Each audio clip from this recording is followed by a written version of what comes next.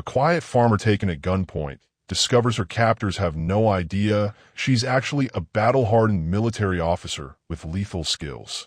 When corrupt officials kidnap her to force her surrender, will her covert training be enough to defeat an enemy hiding behind government badges? The screech of tires on gravel jolted me awake before sunrise. I grabbed my shotgun from under the bed and peeked through the curtains. 3 black SUVs with dark windows rolled up my dirt driveway, kicking up dust clouds in the pink morning light. My heart pounded. No one visits a farm this early unless something's wrong. "Ethan," I whispered, rushing to my son's room. At 10 years old, he slept like a rock, tangled in dinosaur sheets. "Wake up, buddy. Go to the hiding spot we practiced." His eyes snapped open, already filled with fear. We'd practiced this drill monthly since moving to the farm. I never thought we'd need it. "Is it happening, Mom?" His voice trembled. "Just a precaution. Remember what to do." I kept my voice steady despite the hammering in my chest. He nodded, sliding under his bed and through the small passage to the hidden closet we'd built. "Call Aunt Sarah if you don't come back in an hour." I kissed his forehead and tucked his stuffed dog beside him. "I'll be right back." This is probably nothing. Outside, I left the shotgun propped inside the door. Couldn't risk looking threatened. Instead, I grabbed my work gloves, smudged dirt on my cheeks, and stepped onto the porch like I'd been up for hours doing chores. The morning dew soaked through my worn boots as I walked toward the vehicles, channeling every bit of the simple farmer I'd pretended to be for the past 3 years. 5 men in dark suits emerged. Government types. I could tell from their posture, their haircuts, the way they surveyed the property. I'd been one of them once. Before Ethan. Before the farm. Maya Wilson, a tall man with a square jaw, stepped forward. "Depends who's asking." I pulled off my gloves, buying seconds to scan their vehicles. "No markings." "Not good. We need you to come with us." He flashed a badge too quickly to read.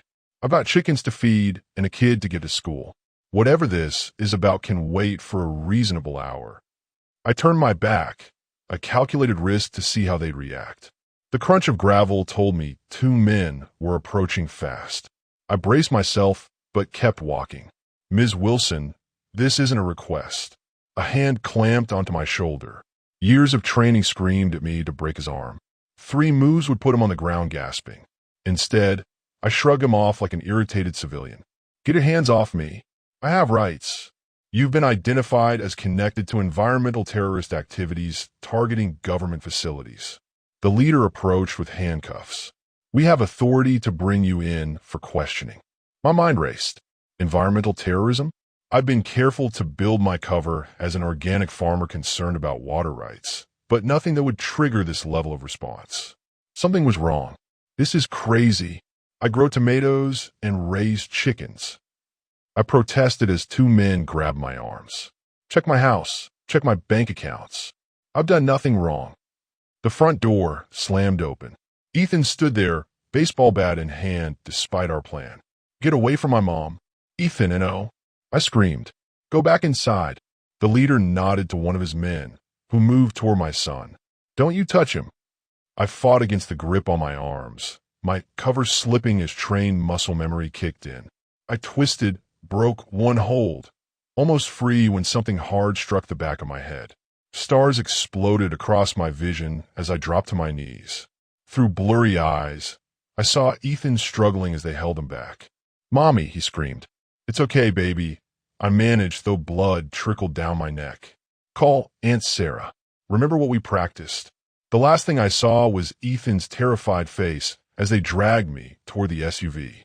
They didn't search me thoroughly enough to find the dog tags hidden beneath my shirt. Lieutenant Colonel Maya Wilson, Special Operations, supposedly on extended leave after 3 combat tours. These fools had no idea who they'd just taken. I woke to the smell of hay and motor oil. My head throbbed where they'd hit me. Rough rope bound my wrists behind my back so tightly my fingers tingled. I was sitting on something hard, one of my own wooden chairs from a barn. A white cloth was tied tightly around my mouth, the fabric digging into the corners of my lips. Through the cloth gag, I tried to call out, but only muffled sounds emerged. My eyes adjusted to the dim light filtering through cracks in the wooden walls. My barn. They hadn't even taken me off my property. Footsteps approached on the dirt floor. A tall figure blocked the light. "She's awake," a voice called out. Someone yanked the gag down around my neck. I gasped for fresh air, mind racing through escape scenarios. "Water," I croaked, buying time to assess the situation. A bottle was pressed roughly to my lips, water spilling down my chin. I drank greedily, counting footsteps. At least 3 men in the barn. "Where are the documents, Ms. Wilson?" The leader from earlier crouched before me, his badge now visible. Department of Interior, Environmental Protection Division. But something was off about it. After 15 years in military intelligence, I could spot a fake. "What documents?" "I don't know what you're talking about." I let fear creep into my voice. Exactly what they'd expect from a kidnapped single mother. "The files you stole from the Riverside facility." He grabbed my chin. "We know you took water and soil samples." "Where are they?" My mind clicked pieces together. The abandoned chemical plant 3 miles downstream from my farm. I'd noticed dead wildlife near the runoff channels last month. Just like any concerned citizen, I'd taken samples, planning to report it to the EPA. "I'm just a farmer worried about my water supply," I said, letting tears fill my eyes. The fish were dying in the creek. I took samples to the county extension office. "That's all." A slap across my face snapped my head sideways. My combat training screamed to counterattack, but I forced myself to whimper instead. "Your bleeding heart environmental group has been a thorn in our side for months," he snarled. "Who did you send the chemical analysis to?" I had no environmental group. The county agent had simply told me he'd forward my concerns appropriately. What had I stumbled into? "Please," I begged, play my role. "My son needs me. I don't know anything about any documents." The leader stood, disgust on his face. "Tighten her restraints and watch her. No food until she talks." He shoved the gag back into my mouth, tying it painfully tight. As they walked away, I tested the ropes binding my wrists. Amateur work. Given time, I could escape. But first, I needed information. Through my tears, some real, some for show, I studied everything. The barn door opened briefly, revealing 2 more SUVs parked beside the first 3. Heavy security for one supposedly harmless farmer. Night fell. My captors changed shifts every 4 hours. They brought no food as promised, but offered water twice, temporarily removing my gag. I memorized faces, names murmured between them. Regional Director Victor Mercer would arrive tomorrow. The name meant nothing to me. In the darkness, I worked silently at the ropes. My wrists bled from the effort, but I felt the binding loosen slightly. Outside, an owl hooted 3 times in quick succession, then twice more. My heart leaped. That wasn't an owl. Captain James Rivera, my former second-in-command, lived 20 miles away under the guise of a mechanic. That signal meant military intelligence had been activated. My emergency protocols were in motion. I closed my eyes, weighing options. If James was here, Ethan was safe with my sister Sarah. But these men wouldn't have staged such an elaborate kidnapping for simple water samples. I'd stumbled onto something big, something worth killing for. The barn door creaked. A new figure entered, taller than the others, with an unmistakable military bearing despite the civilian clothes. "Has she talked?" he asked the guard. "Nothing useful. Says she's just a concerned citizen." The newcomer approached, studying me closely. "Leave us," he ordered. When we were alone, he removed my gag gently. I stared up, recognizing him instantly. "Hello, Colonel," he whispered. "Seems you found trouble without trying." Major Derek Sanborn, my former intelligence officer, supposedly working a desk job in Washington. What was he doing here? "What have I stepped in, Derek?" I whispered back. He glanced nervously at the door. Something big enough to pull me from retirement. "Those weren't water samples, Maya. That facility is processing weapons-grade biological material being sold to foreign buyers." My blood ran cold. "My son is safe, but you're not. Mercer isn't just some bureaucrat. He's running a private operation using government resources." He quickly checked my restraints. "I can't free you without blowing my cover. Hold out until tomorrow. We'll extract you during transport." "Who's we?" I asked. His answer was cut short by approaching footsteps. He quickly replaced my gag and stepped away. "No progress," he told the returning guard. "Maybe Mercer will have better luck tomorrow." As he left, his eyes met mine briefly. A silent message passed between us, reigniting the soldier I'd buried beneath 3 years of peaceful farming. Lieutenant Colonel Maya Wilson wasn't gone after all, and these men had no idea what they'd awakened by threatening my son. 3 days in my own barn. The rope had rubbed my wrists raw, the wooden chair digging splinters into my legs. Through the dusty air, sunlight streamed onto the hay-covered floor where I once taught Ethan to collect eggs from our hens. Now was my prison. The white cloth gag had been removed an hour ago when the man they called Regional Director Victor Mercer arrived. In his crisp navy suit and Italian leather shoes, he looked out of place in my weathered barn. "Ms. Wilson," he said, squatting to meet my eyes, "this unpleasantness can end immediately. Simply tell us who you sent the samples to." I studied him through swollen eyes. His manicured nails, the expensive watch on his wrist, the way he wrinkled his nose at the farm smells. This was no ordinary government worker. "I told your men everything," I said hoarsely. "I sent the samples to the county extension office. Check with Agent Thompson there." Mercer's smile never reached his eyes. "Agent Thompson has no record of receiving anything from you." Try again. A cold knot formed in my stomach. Thompson had personally called to thank me for the samples, promising to expedite testing. If Mercer's people had gotten him. "Water," I croaked, buying time to think. One of the guards brought a bottle. As I drank, I noticed Mercer checking his immaculate watch impatiently. "Ms. Wilson, let me explain your situation clearly." He paced before me. "We know you discovered illegal dumping at the Riverside facility. We know you took evidence. What we don't know is who you're working with." "I'm not working with anyone. I'm just worried about my farm's water supply." Mercer sighed dramatically. "Your performance as a simple farmer might fool some, but not me." He nodded to a guard who handed him a tablet. "Let's discuss your son, Ethan." My blood froze as he turned the screen toward me. A live video feed showed Ethan playing basketball at my sister's house. "Beautiful home your sister has in Portland. Good school district." Mercer's voice was silk over steel. "It would be devastating if child services received an anonymous tip about abuse in that household." I lunged forward despite my restraints, chair legs scraping against the floor. "You stay away from my family." "Ah, there she is." Mercer smiled. "The real Maya Wilson begins to emerge." He set the tablet aside. "We're moving you tomorrow to a more appropriate facility for extended questioning. Tonight, you have time to reconsider your position." As they gagged me again and left me alone in the darkening barn, I fought to control my racing thoughts. My cover wasn't holding. Somehow, Mercer suspected I wasn't just a farmer. But did he know about my military background? I tested my restraints again. The work of amateurs, they'd bound my wrists over the sleeves of my jacket. After hours of subtle movement, I'd created enough slack to work with. If Derek was right about them transporting me tomorrow, that would be my chance. Night fell completely. The guard changed, leaving just one man at the barn door. Through the window high above me, I could see stars appearing. Somewhere out there, my team was mobilizing. The thought both comforted and worried me. I'd left that life behind for a reason. A soft scratching sound came from the back wall. 3 taps, pause, 2 taps. Our old unit signal. Heart pounding, I responded by knocking my chair leg against the floor in the same pattern.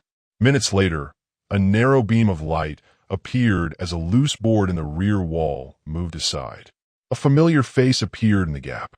"Looking rough, Colonel," James whispered, glancing nervously at the door where the guard stood outside. I grunted against my gag. James carefully reached through the gap, pulling the cloth down around my neck.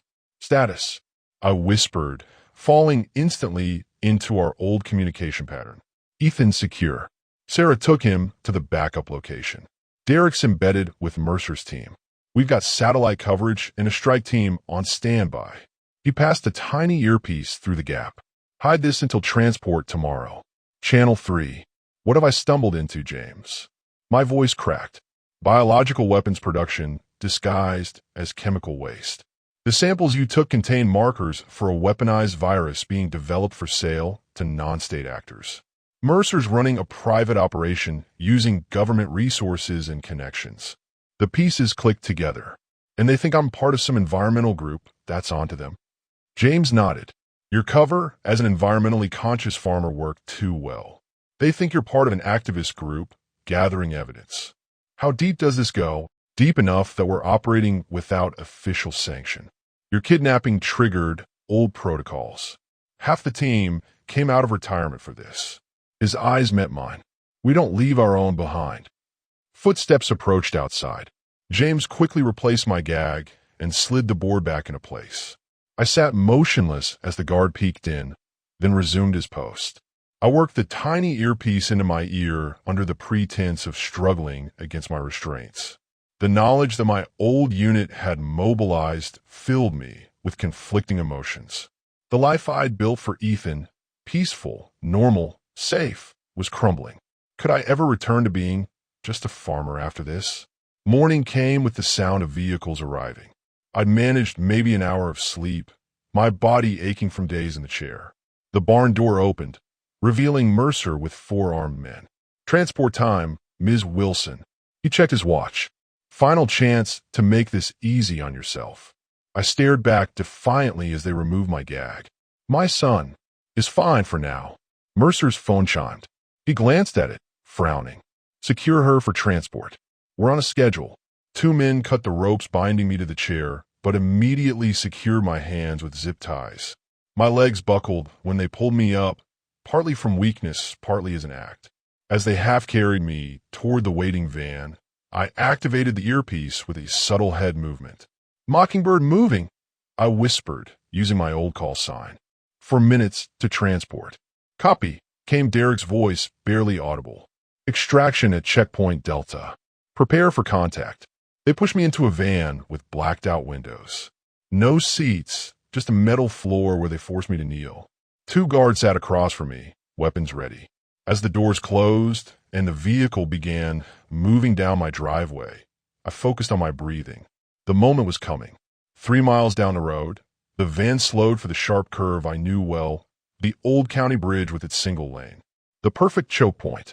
30 seconds, came the whisper in my ear. I tensed, ready. When the van suddenly braked hard, I was prepared.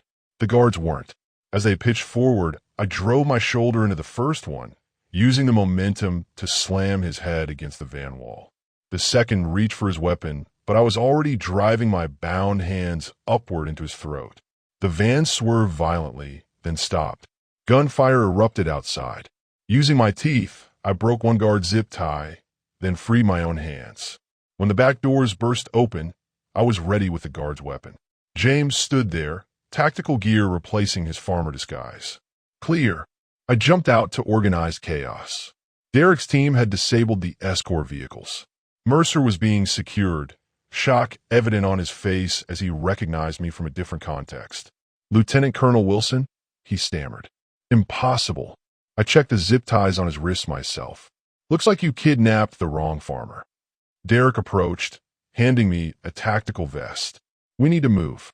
Their backup is inbound. As I strapped on the vest, reality hit me. My peaceful life was over. The farm was compromised. Ethan's world had changed again. All because I'd taken water samples from a creek. Maya, James said quietly, there's something else you need to know about those samples. The urgency in his voice made me pause. What? He handed me a secure tablet. They weren't just developing bioweapons. They were testing them on the local water supply. Your water supply. The implications hit me like a physical blow. Ethan's been drinking that water. We both have. Derek nodded grimly. That's why we need to get you both to a secure medical facility immediately. I stared at my farmhouse in the distance, the life I'd built disappearing before my eyes. What have they done to my son? What do you mean they tested it on our water? My voice cracked as I stared at the medical report on the tablet.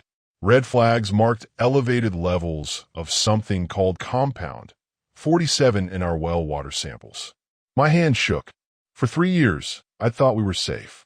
It's an experimental pathogen, Derek explained as our convoy sped down back roads, avoiding main highways. designed to stay dormant in the system until activated by a specific trigger. I grabbed his arm. Is Ethan sick? Tell me right now. James spoke from the driver's seat. That's why we need to get you both to the secure medical facility at Fort Carson. Initial tests on local children showed no symptoms yet. That single word hammered in my brain as rain began to fall, streaking the windows. My son might be carrying a weaponized disease. And it was my fault. My investigation had put him in danger. How much farther? I checked my weapon again, a familiar weight after years without one. Like riding a bike, the training came back instantly. 2 hours, barring complications. Derek handed me a secure phone. Call the safe house. Talk to Ethan. My fingers trembled as I dialed. After 3 rings, my sister Sarah answered. Maya? Thank God. Her voice shook with relief. Is he there? Is he okay? I pressed the phone hard against my ear. I'm fine, Mom. Ethan's voice came on the line, strong and clear. Aunt Sarah says we're going on a special trip. Are you coming too? Tears blurred my vision. Yes, baby.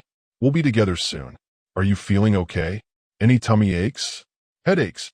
I'm okay. Just worried about you. The men who took you were bad, right? Yes, but I'm safe now.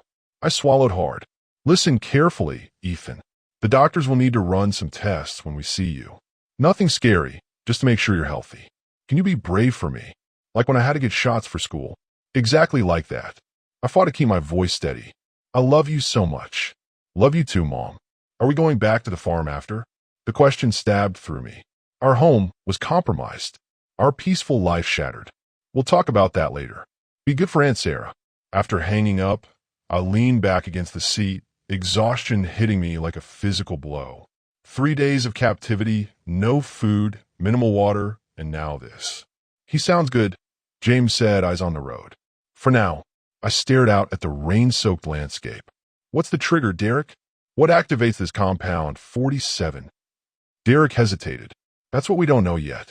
Could be anything, a specific food, medication, radio frequency. Without Mercer's research, we're blind. Then we need that research. I straightened, pushing aside exhaustion. Where would they keep it? Their main facility is under the Riverside chemical plant, Derek said. But it will be suicide to go there directly. They'll be on high alert after your escape. James caught my eye in the rearview mirror. You're thinking what I'm thinking, aren't you, Colonel? For the first time since my rescue, I smiled. We make Mercer tell us. We reached a roadblock 20 miles later. Not police. 2 black SUVs identical to those at my farm blocked the narrow mountain road. 6 men in tactical gear, weapons ready. Down! James yelled as bullets shattered our windshield. I pulled Derek to the floor as James swerved off-road, crashing through underbrush. The SUV bounced violently over rough terrain, engine screaming. How did they find us? I shouted over the noise. Derek pulled out a scanner, sweeping it over me. It beeped near my boot. Tracker. They put it on you during transport. I yanked off my boot. A small device was embedded in the rubber sole. James grabbed it and threw it out the window. Too late, he growled. They're behind us. Trees whipped past as we bounced down a steep slope. The pursuing vehicles followed, gaining ground on the descent. We need to split up. I checked my weapon. Get Mercer to the extraction point. I'll draw them off. Absolutely not, Derek protested. We don't leave. My son needs that cure. I cut him off. This isn't about me anymore. Before they could argue, I opened the door and rolled out into the underbrush. Pain shot through my already battered body as I tumbled to a stop. Through the trees, I saw our SUV continue downhill, 2 pursuit vehicles following. Except one suddenly braked, turning back. They'd spotted me. I ran through the woods, rain soaking through my clothes. 3 years of farm work had kept me strong, but days of captivity had taken a toll. My legs burned, lungs screamed for air. Gunshots, splintered tree bark near my head. I dropped, rolled behind a fallen log. 5 men spread out in pursuit, moving with military precision. Not government agents, private military contractors. Mercer's personal security. I steadied my breathing, raised my weapon, and took aim. The first shot dropped the nearest pursuer. The second missed as they dove for cover. She's armed, a voice shouted. Circle around. I broke cover, sprinting toward denser trees. A bullet clipped my arm, spinning me around. Pain flared, hot and sharp. I stumbled, but kept moving, using the trees for cover. The radio in my pocket crackled. "Mockingbird, what's your position?" James's voice. "Busy," I hissed, ducking as more bullets splintered wood above me. "We've got Mercer secure. Sending backup to your location." I glanced at the blood soaking my sleeve. "No time. Proceed to medical facility." "That's an order."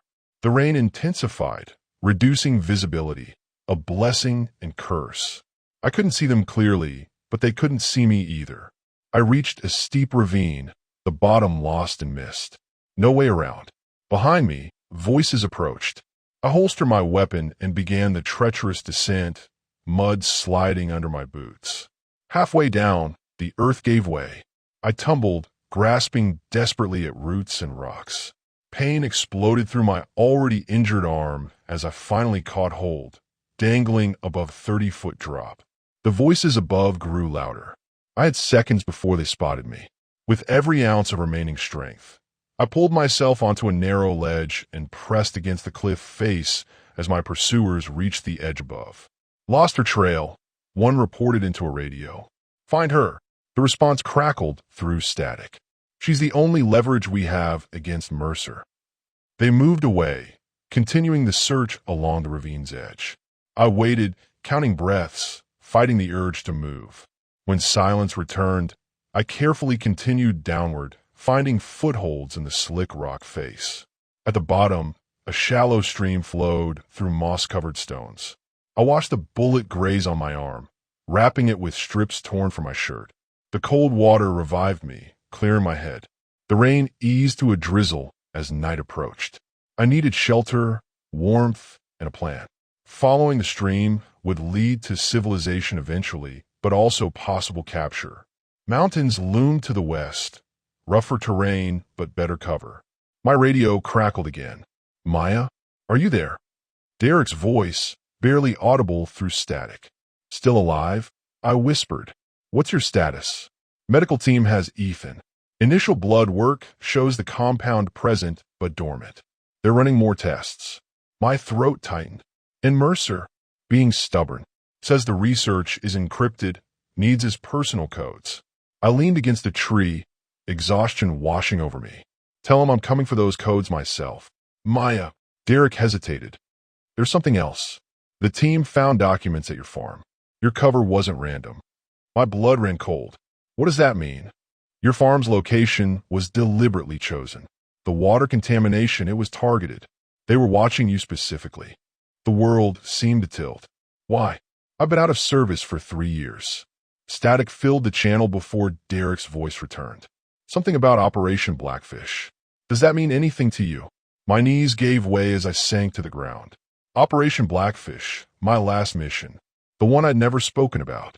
The one that had driven me to leave the military and hide away on a remote farm. "Maya, you still there?" I stared at the darkening sky, pieces falling into place. "They didn't kidnap me because I took water samples, did they?" Derek's silence was answer enough. "It was never about being an environmental activist." I whispered. "They knew exactly who I was all along." "Maya, whatever Blackfish was."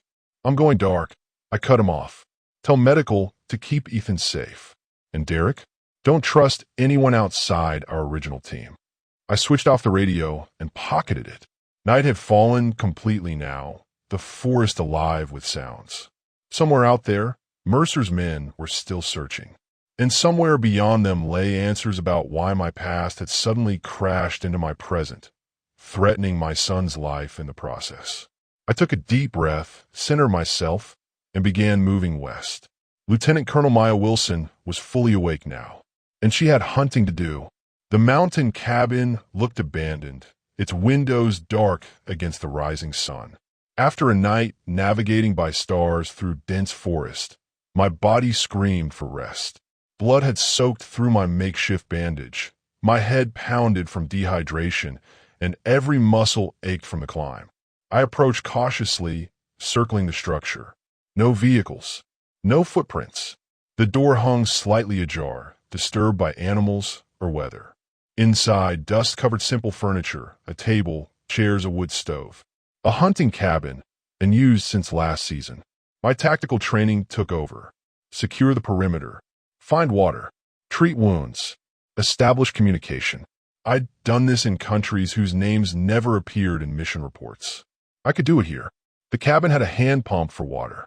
After checking for tampering, I drank deeply, then cleaned and rebandaged my arm. A search yielded basic supplies, canned food, matches, a first aid kit with expired but usable antiseptic. I powered on my radio briefly. Mockingbird checking in. Found shelter. Status. Static answered.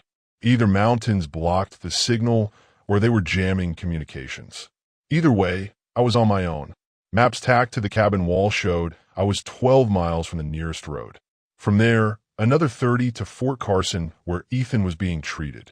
Too far to walk quickly in my condition. I needed transportation. As morning warmed the cabin, I sorted through my options. Mercer's men would be watching roads, hospitals. My face would be flagged in every database they could access. But they'd expect me to head straight for the medical facility and my son. Instead, I needed to go where they wouldn't expect, straight back to the source. The Riverside chemical plant, where they were creating the biological weapon that now flowed through my son's veins. A crash outside jolted me from planning. I grabbed my weapon, flattening against the wall beside the window. Through dirty glass, I saw movement, not soldiers but a young man in hiking gear stumbling up the path. He looked injured, clutching his ankle. Just a hiker who'd taken a fall? Or bait in a trap? I watched as he reached the cabin door, knocked weakly. Hello? Anybody? I need help. His face showed pain and fear, no sign of military bearing. Still, I'd seen better actors. Please. I fell down the ridge back there. My ankle. While I didn't answer, he slumped against the door frame, sliding to sit on the porch. He pulled out a water bottle with shaking hands, unaware I watched from inside. Decision time. If he was innocent, he had a phone I could use. If not, I positioned myself behind the door, weapon ready. It's open, I called. Come in slowly. He startled at my voice, then pushed the door wider, hobbling inside. Thank God, I thought. My gun pressed against his temple, frozen mid-sentence. Phone. Slowly. Left hand only. My voice was steel. His eyes widened with genuine fear. Pea pocket. Left jacket pocket. Who are you? Tyler Reed. I'm just hiking the Carson Trail. 3 days solo. I slipped crossing the stream about a mile back. I patted him down one-handed, finding the phone and nothing else threatening. Sit down. Don't move. He obeyed, watching as I checked his phone. Full signal, 3 bars. Recent calls showed nothing suspicious. Text messages to Mom and Kayla about his hiking trip. Please, he said. What is this? Are you in trouble? I lowered my weapon slightly. You could say that. His eyes took in my appearance. The blood-stained sleeve, the dirt and scratches, the hollow look of exhaustion. You're hurt. I have a first aid kit in my pack. Why would you help someone holding you at gunpoint? He shrugged. My sister's a nurse. Can't walk past someone bleeding. Something in his earnest face reminded me of the medic from my first tour. Against better judgment, I lowered the gun completely. I need to make a call. Then you can go. Relief flooded his face. Take your time. Not walking anywhere fast with this ankle. I stepped outside with his phone, dialing the secure number from memory. It rang twice before James answered. Who is this? His voice was guarded. It's Maya. Borrowed phone. Status. I heard him exhale sharply. Thank God. We thought. Never mind. Ethan's stable. The compound remains dormant. Doctors are working on identifying the trigger mechanism. And Mercer, refusing to cooperate, claims he's just a bureaucrat following orders. What about Blackfish? Any connection? James paused. We found something. 3 years ago, after Blackfish, you nearly died from an unknown illness. The symptoms match exposure to an early version of Compound, 47. The ground seemed to sway beneath me. They use it on me first? As a test subject? We think so. Your recovery wasn't miraculous. It was by design. They wanted to see if you could survive it. My free hand curled into a fist. They've been watching me all along. My water. My farm. My son. Maya. James hesitated. There's something else. Mercer finally revealed the trigger for the compound. What is it? A specific frequency. Radio waves at 87.3 gigahertz.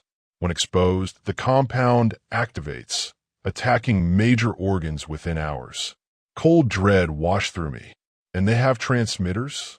Mobile ones, small enough to mount on drones or vehicles.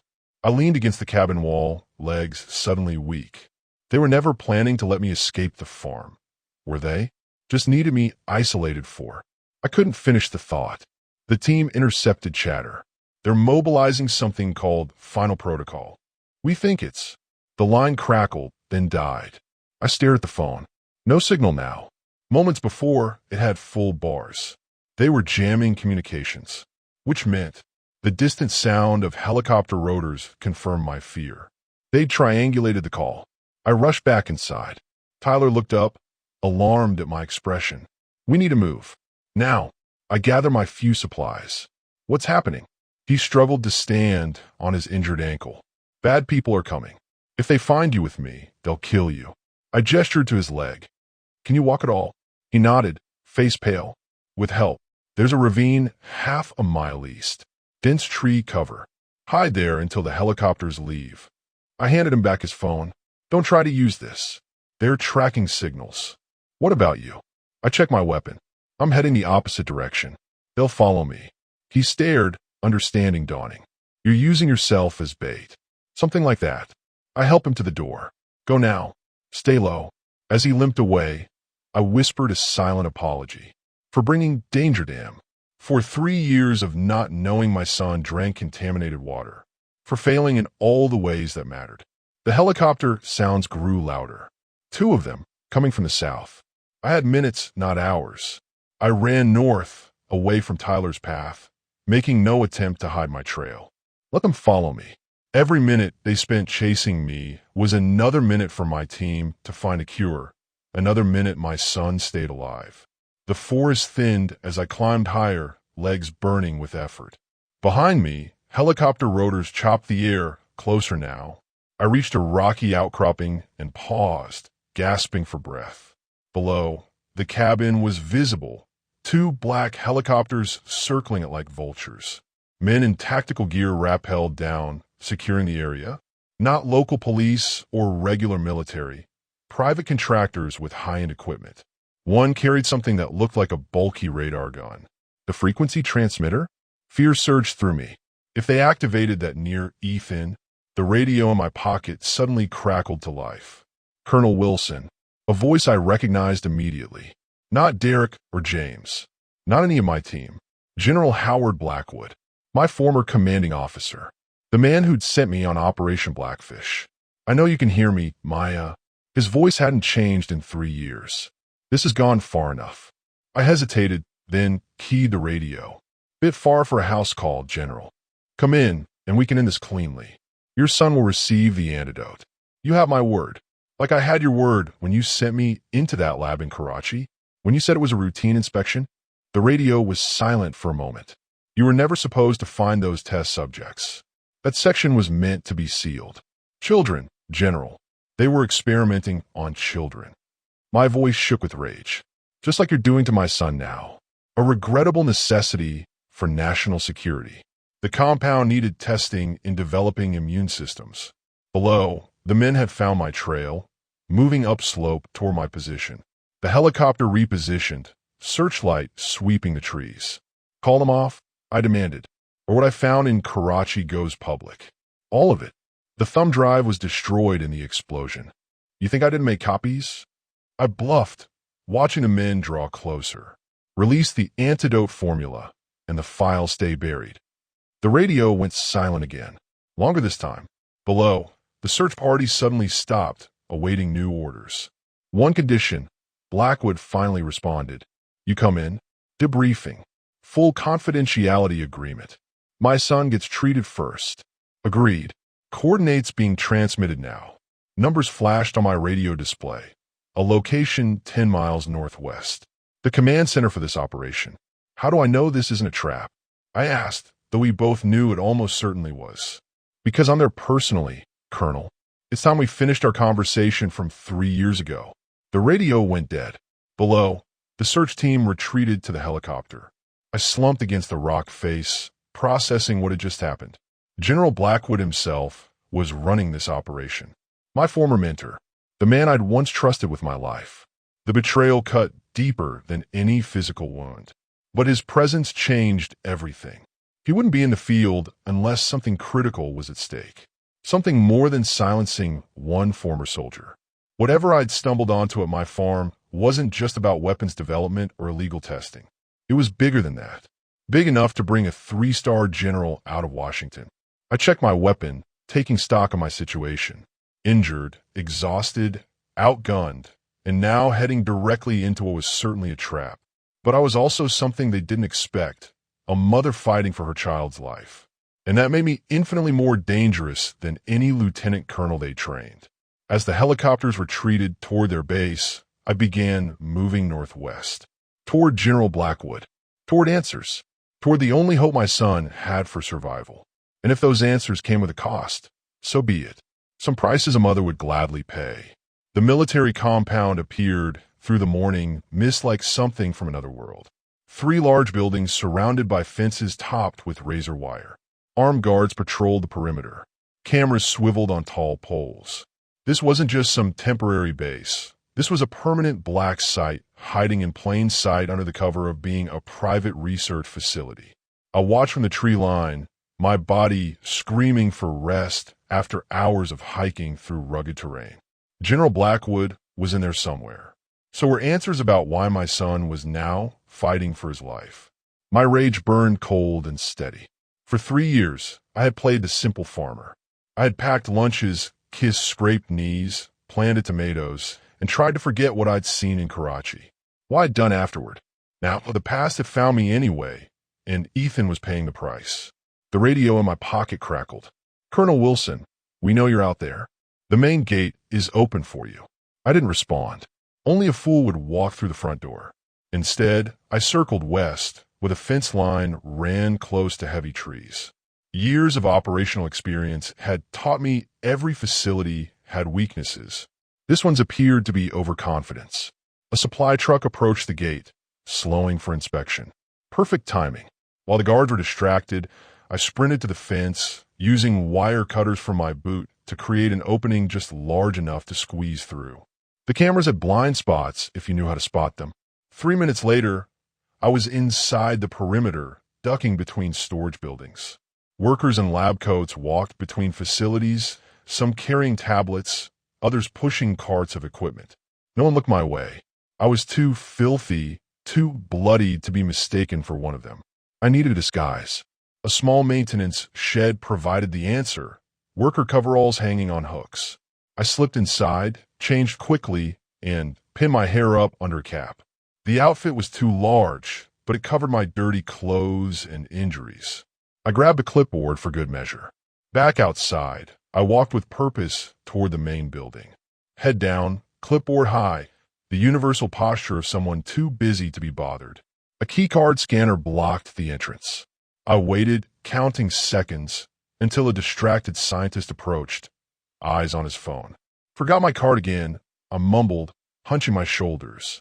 Without looking up, he swiped his badge, holding the door. "Third time this week, right?" He glanced at me finally, a flicker of confusion crossing his face. "Thanks," I said, already moving inside before he could reconsider. The interior reminded me of military hospitals, sterile, bright, efficient. Signs pointed to different departments: research, testing, administration. I followed the last one, guessing Blackwood wouldn't be hidden among lab technicians. "Hey, you," a sharp voice called from behind. I kept walking, turning a corner quickly and entering the first door I saw. It was a small office, empty except for computers and filing cabinets.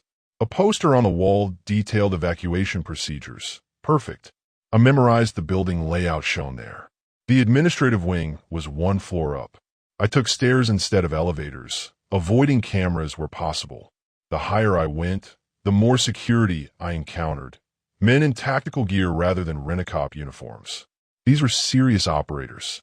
If they saw through my disguise, I wouldn't make it out alive. Outside a door marked conference room, Two guards stood at attention. Beyond them would be Blackwood. But how to get past? A fire alarm caught my eye at the end of the hall. Risky but effective. I approached the guards confidently. "Maintenance check on the alarm system," I said, flashing the clipboard. "Need access behind you."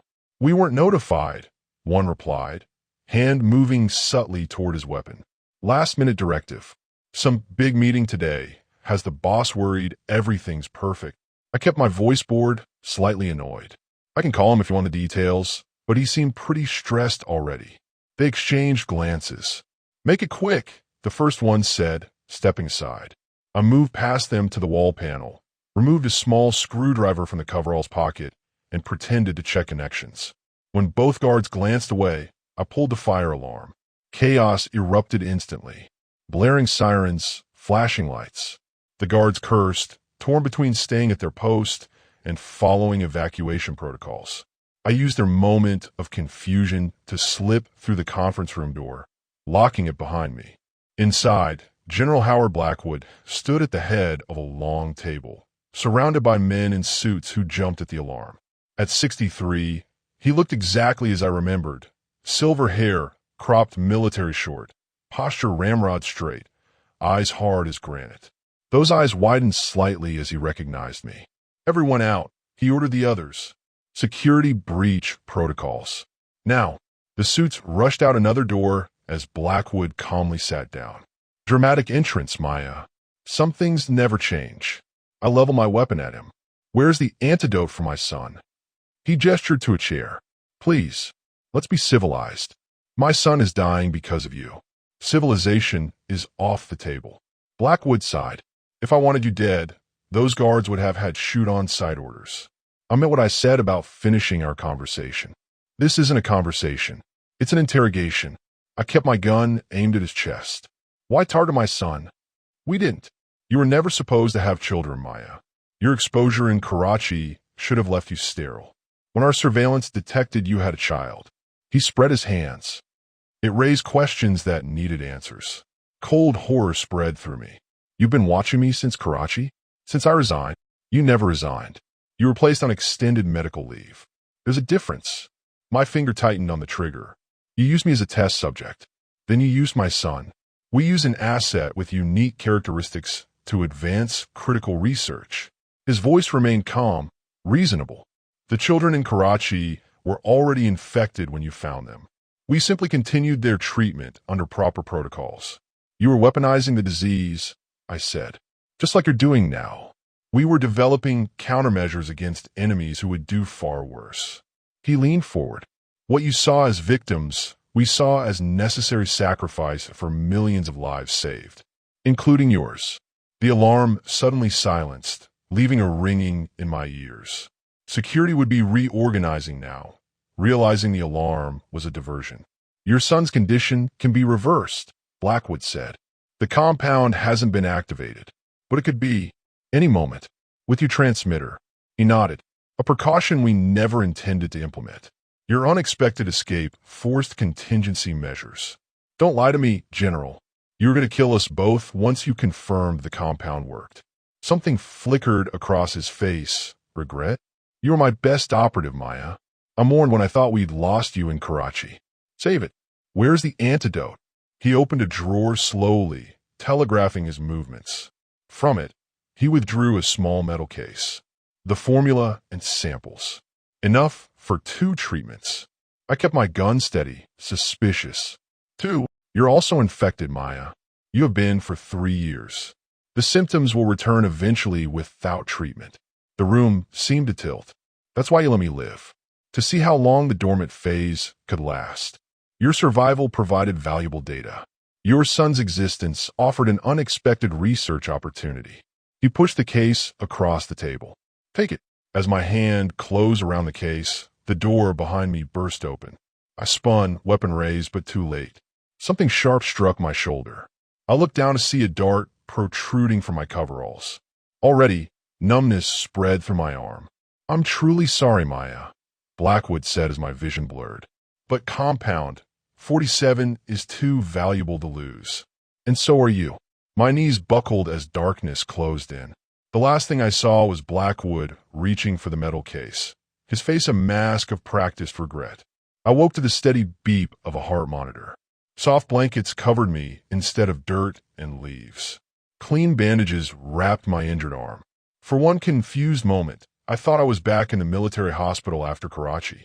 Then I saw Ethan, my son, lay in a hospital bed across the room, small and pale against white sheets. And IV dripped clear fluid into his arm. Monitors tracked his vital signs. He was alive. I tried to move and found my wrist handcuffed to the bed rail. Of course, Blackwood wouldn't risk me escaping again. Mom! Ethan's eyes fluttered open. You're awake. Hey, buddy. My voice cracked with emotion. How are you feeling? Okay. The doctors are nice. They said we're both sick, but getting better. His innocent trust broke my heart. Are we at a special hospital? Before I could answer, the door opened. A doctor entered, followed by James and, surprisingly, Derek. Both men wore civilian clothes, but their eyes told me everything. This wasn't a rescue. This was containment. Good morning, Colonel. The doctor checked my vitals. The treatment is proceeding as expected. Both you and your son are responding well. What treatment? I demanded. What have you given him? The antidote to compound 47, she replied calmly. General Blackwood authorized emergency protocol. James stepped forward. Maya, we need to talk. The doctor nodded. I'll give you a moment. The boy should rest. She adjusted something in Ethan's IV, and his eyes soon drifted closed. What's happening? I whispered once she'd left. Why are you two here? Derek looked uncomfortable. We've been briefed on Blackfish, the full operation. Then you know Blackwood is experimenting on children. On my son. James shook his head. It's more complicated than that. Don't give me that line. I yanked against the handcuff. You've seen what they're doing. This is a black site off the books. It's a secure medical facility, Derek countered. Maya, your son is alive because of the treatment they developed here. I stared at my former teammates, understanding dawning with sickening clarity. You're with them. You've been with them all along. James sighed. We're with you, Maya. Always have been. But General Blackwood showed us the bigger picture. Which is? Karachi wasn't just a rogue lab, Derek explained. It was the first successful test of a biological defense program. What you found wasn't victims. It was success. Those children were dying. And then they weren't, James said quietly. The disease was engineered to strengthen their immune systems after the initial phase, make them resistant to dozens of biological weapons. At what cost? I demanded. Turning them into carriers? Living weapons. Derek looked away. There are aspects of the program that went too far. We agree. But the core research has saved lives. Including yours, James added. When you were exposed in Karachi, you should have died within hours. The modified strain they gave you as treatment kept you alive. I struggled to process this betrayal. And now, Ethan, you're saying what they put in our water was helping us. Not exactly, Derek admitted. After you disappeared, the program changed direction, became more militarized. The version in your water supply was a tracking mechanism, a way to monitor you both remotely. And kill us if necessary, I added bitterly. Neither man denied it. So what now? I rattled the handcuff. We're prisoners? Test subjects. That depends on you, said a new voice. General Blackwood entered, looking every bit the distinguished military leader in his dress uniform. Your son will make a full recovery, as will you, with continued treatment. Why should I believe anything you say? Because despite what you think of me, I've never lied to you. Withheld information, yes, but never lied. I laughed harshly. Is that how you sleep at night, General? He pulled up a chair beside my bed. I sleep knowing the work we do here protects millions from threats they'll never know existed, including your son, by turning him into a weapon, by giving him immunity no other child on Earth possesses. Blackwood leaned closer. The compound in his system will protect him from every biological agent our enemies have developed. He'll never suffer from most common diseases. His life expectancy has effectively doubled. I looked over at Ethan, sleeping peacefully. At what price? Monitoring, quarterly blood tests, nothing that would prevent a normal life. He paused. and your return to service. There it was, the real purpose behind everything. You did all this, endanger my son, hunted me across mountains to get me back into the program. You were our most successful subject, Maya. Your body adapted to the compound in ways we're still studying. And your son, Blackwood, actually smiled. Second-generation exposure has produced remarkable results. Together, you represent the future of biological defense. You're insane. I'm practical. He stood. You have 24 hours to decide. Accept the position here as special consultant, with your son receiving the best care and education available.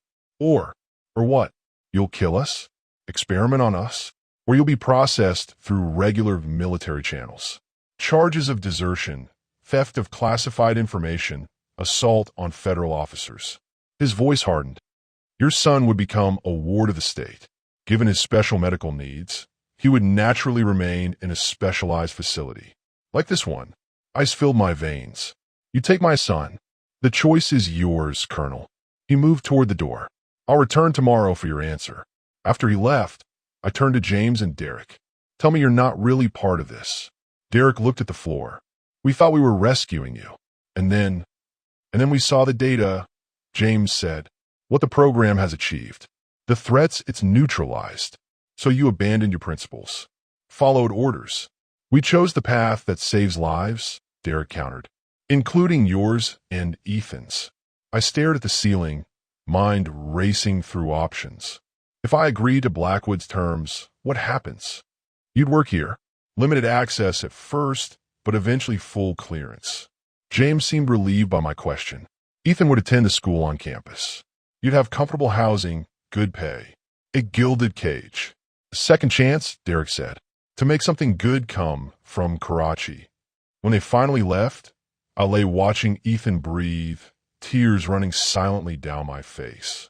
Everything I'd done, leaving the military, hiding away on the farm, building a normal life, had been pointless. We'd never escaped, never been free. Near midnight, the door opened again. A nurse entered, checking Ethan's IV before approaching my bed. Time for your medication, she said quietly. As she leaned over to adjust my IV, her face came close to mine. Tomorrow morning, fire drill. Power backup test. 30-second window. Her voice was barely audible. Main gate. Blue van. My eyes widened slightly, but I gave no other reaction. She finished her work and left without another word. I stared into the darkness, hope flickering to life. Someone on the inside was helping us. But who? And could I trust them? Dawn approached with agonizing slowness. I tested the handcuff again. Solid steel, no give. Even if we reached the gate, Blackwood security would be waiting. We wouldn't get a mile before capture. Unless. I thought about what Derek had said. The compound in our systems allowed them to track us remotely. That's how they'd found me after I escaped the farm. How they'd followed me through the mountains. If we were going to truly escape, we needed to become invisible. Ethan stirred, opening his eyes. Mom? Are we going home soon? I looked at my beautiful boy, the reason for everything. Yes, baby. Very soon. But I need you to be brave again. Can you do that? He nodded solemnly. Like a soldier? Like a soldier. I smiled through unshed tears. When I say run, you run. No questions. Okay. His absolute trust nearly broke me. The facility began waking up around us. Doctors making rounds. Guards changing shifts. At precisely 8:30 a.m., alarms blared. The fire drill, right on schedule. Seconds later, the lights went out. Emergency lighting kicked in, casting the room in dim red glow. The door opened. The nurse from last night entered swiftly. Now, she said, unlocking my handcuff. We have 28 seconds. Who are you? I asked, already moving to disconnect Ethan's IV. Someone who saw the Karachi files. The real ones. She handed me a small device. Electromagnetic pulse. It will disrupt the compound's tracking signature for 6 hours. I helped Ethan into a wheelchair as she led us through suddenly dark corridors. Guards were distracted, focused on securing exits according to protocol. We passed them unnoticed in the confusion. True to her word, a blue van waited at the main gate, engine running. The guard booth was empty, part of the security test. "Get in," she urged, helping Ethan into the back. "Come with us," I said, suddenly concerned for this stranger who risked everything. She shook her head. "I have others to help. Go north."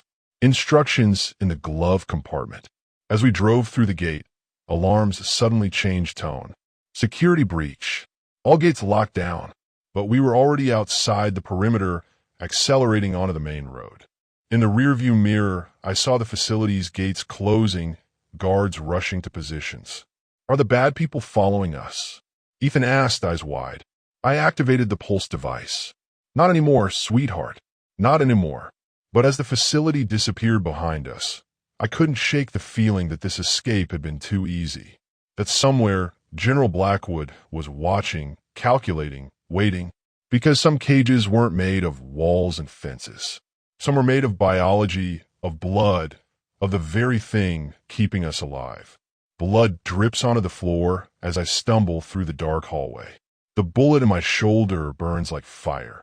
I press my hand against it, but the blood keeps coming. Behind me, Mercer lies on the cold floor of the server room. He won't be following me anymore. "Wilson, what's your status?" James's voice crackles through my earpiece. "I'm hit," I whisper, leaning against the wall to catch my breath. "But I got the files. All of them." Red lights flash overhead as alarms scream through the building. Guards shout in the distance, their boots thumping against the floor as they run. I need to move faster, but my body feels heavy, like I'm trying to run underwater. The exit door appears at the end of the hallway, just 50 more feet. Outside, freedom waits. And Ethan, my sweet boy who hasn't seen his mother in days. Does he think I abandoned him? I push off the wall and force my legs to move. One step, another. The shouting grows louder behind me. My hand leaves bloody smears on the door as I push it open. The cool night air hits my face. James waits in a black car, engine running. He jumps out when he sees me stumbling toward him. "Maya." "Jesus." He catches me before I fall. "We need to get you to medical now." "No," I argue as he helps me into the back seat. "Take me to my son." "You'll bleed out," he argues, pressing a cloth against my wound.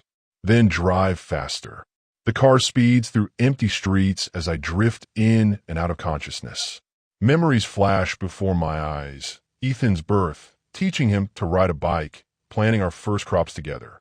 The peaceful life I tried to build for us, now shattered like glass. 2 hours later, we arrive at the safe house.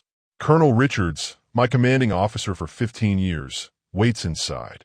His face, usually stern and unreadable, shows concern when he sees my blood-soaked clothes.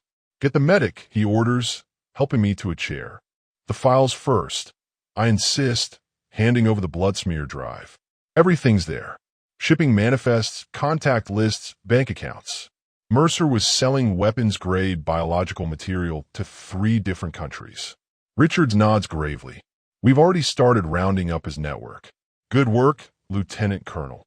The medic arrives, cutting away my shirt to expose the wound. The bullet passed clean through, missing anything vital. Lucky, but luck always runs out eventually. "The mission's complete, Maya. You've done enough," Richards says as the medic works. "We're offering you a fresh start. New identities for you and Ethan. Somewhere safe." I close my eyes, feeling the needle pierce my skin as the medic begins stitching. A new start sounds good. No more looking over my shoulder. No more secrets. "My farm," I ask, already knowing the answer. "Compromised. We'll sell it, put the money in an account for you.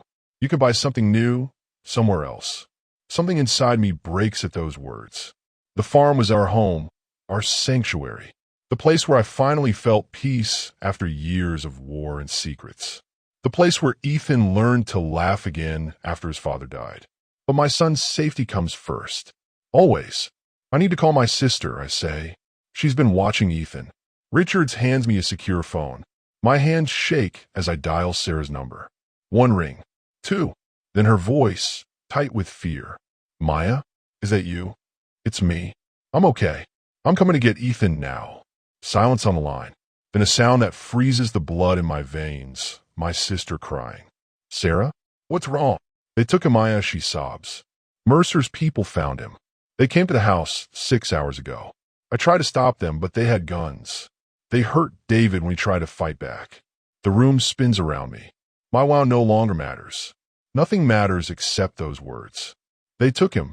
Did they say anything? I ask, my voice deadly calm while everything inside me screams. Any demands? They said you'd know what they want. They said to tell you that if you want to see Ethan alive again, you'll bring them what you stole. Richards is already on his phone, barking orders. James paces the room, his face grim. But their voices fade into background noise as a cold, terrible focus settles over me. Sarah, are you and David safe now? Yes, she sniffles. The police came, but they don't understand what's happening. Maya, I'm so sorry. This isn't your fault. I cut her off. I'm going to fix this. I promise.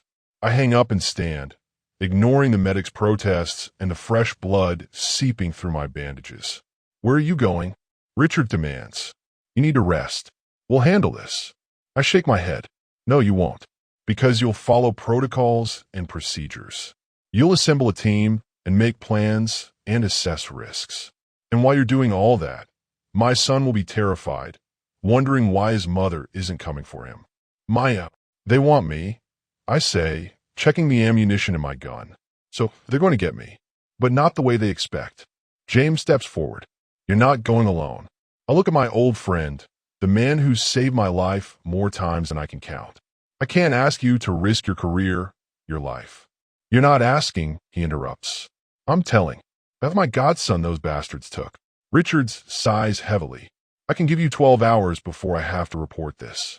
After that, I can't protect either of you. 12 hours to find my son, to make Mercer's people pay.